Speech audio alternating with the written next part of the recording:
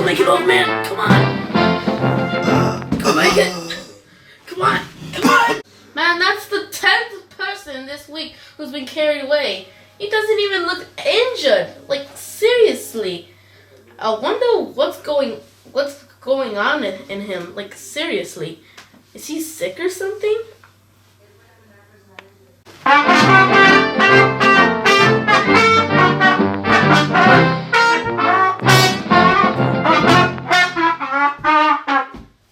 Oh, sorry about that. Anyways, so I was going to answer your question for that person who was being carried away. He actually was sick.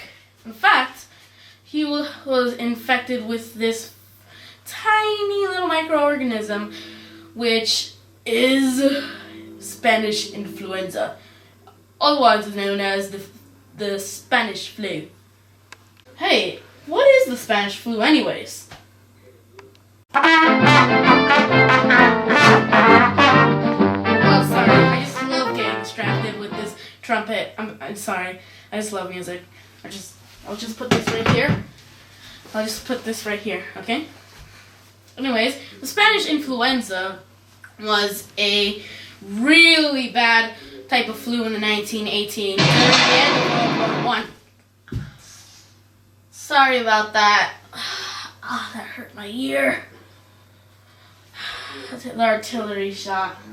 Anyways, so the Spanish influenza in 1918, it was a really bad flu, and it not only did it kill people in the trenches, which we are in right now, fighting, but they also killed people in civilian areas. In civilian areas. Can you stop doing the artillery, please? I'm trying to say something here. No, that's it. I'm done with you. But what are you going to do with my rifle? Ow, my ear.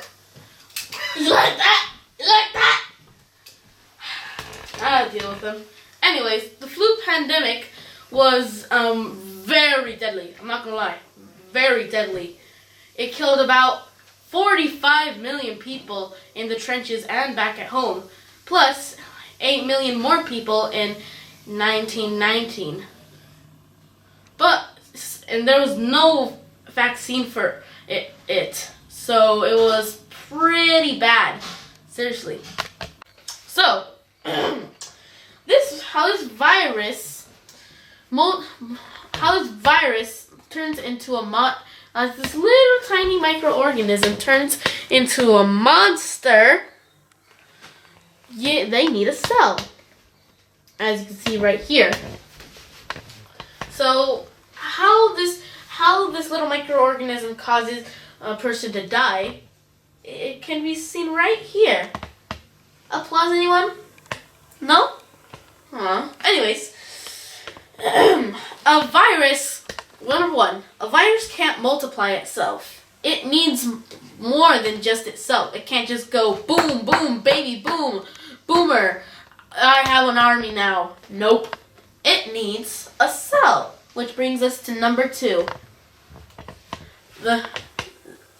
They need a cell. The cell is mostly reproduces humans, or they're just the building blocks of life, as most people say. But what if you take a serious virus and stick it on a cell, which brings us to number three. The virus sticks to a cell. Sticks to a cell. So this is just pretend that this is the virus and this is the cell. So the virus just comes, just like saying, I don't mind my own business. Bam! It sticks to the cell, which brings us to number four.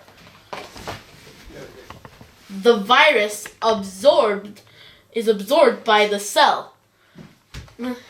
The cell absorbs it, so we could just take this out. But what the cell doesn't know is it's gonna get genetic material, which brings us to number 5. The cell is transformed, and the cell has new genetic material to make more viruses, and the virus can start making an army.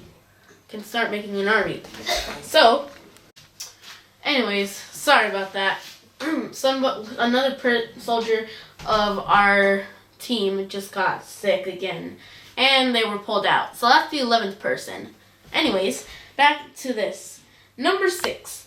The new virus is reproduced by affecting new cells by multiplying to make an army to kill many people, which is very contagious. That's why it killed about 45 million people. Then after the war, 8 million people added up to the death count. So, in a total, 51 million people. Oh, come on, why are many people getting sick? Are you kidding me? Sorry. I need to get away from them. Anyways, sorry about that. We have to take care of like 1 million or like 1,000 soldiers who were pretty sick.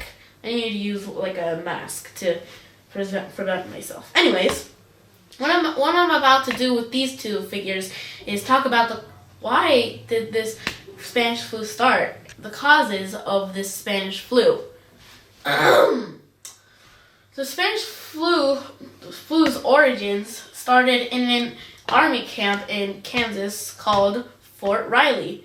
What no one knew was that one soldier accidentally caught a really type of bad influenza virus, or a flu virus, which then, while they were traveling to Spain, many other soldiers caught it, but the first person who caught it, let's just say it's this like plushie.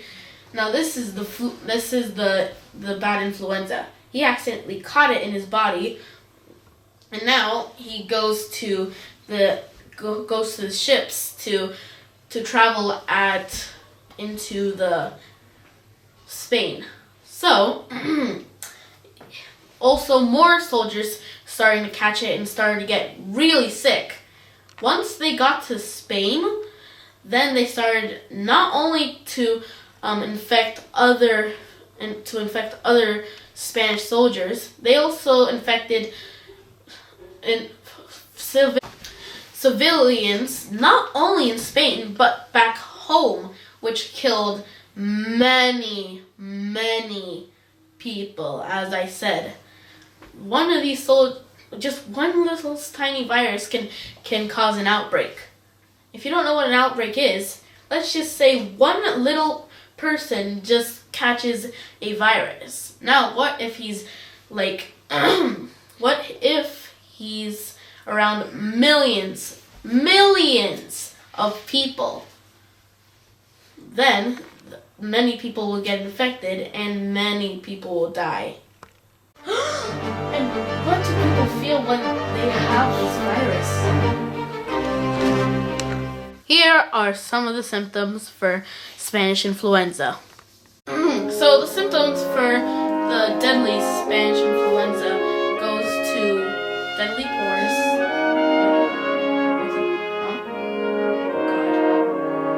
Sore throat. Okay. Stuffy nose.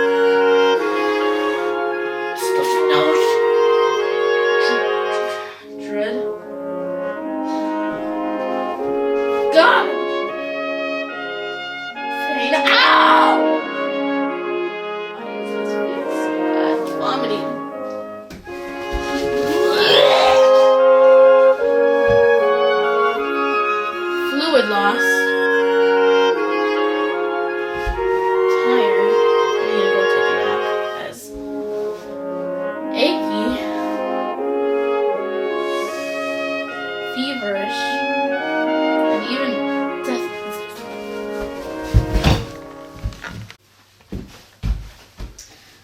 about that. I needed to take a lot of medicine to feel better. Anyways, so at the time of World War One, there were barely any treatments. In fact, there were no treatments for this Spanish influenza.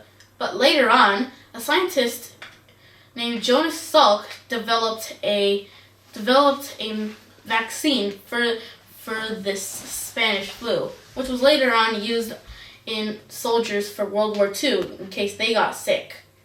So the vaccines were for the treatments of the Spanish flu. It is vaccines, antiviral drugs, and hospital treatment. Yeah, there weren't that many, but at least it kind of worked. And how do you prevent from getting sick from the Spanish flu anyways? To prevent yourself from getting sick from the Spanish flu, you're going to need vaccines. You're going to have to wash your hands. You don't be near anyone infected with the Spanish flu. Don't touch or rub your eye if you kind of little bit be infected. Be careful or see a doctor for help. Basically, simple, and to make it simple, don't be a pig. In conclusion, we close this into please be careful with germs. In World War One, as you can see here, we are in the trenches in a battle right now. Please be careful. Wash your hands and have a good day. Anyways, can I borrow that weapon we're about to charge? Okay. Here you go. I don't recommend that you go and charge, considering there's artillery on the other side. Oh, who cares? Charge!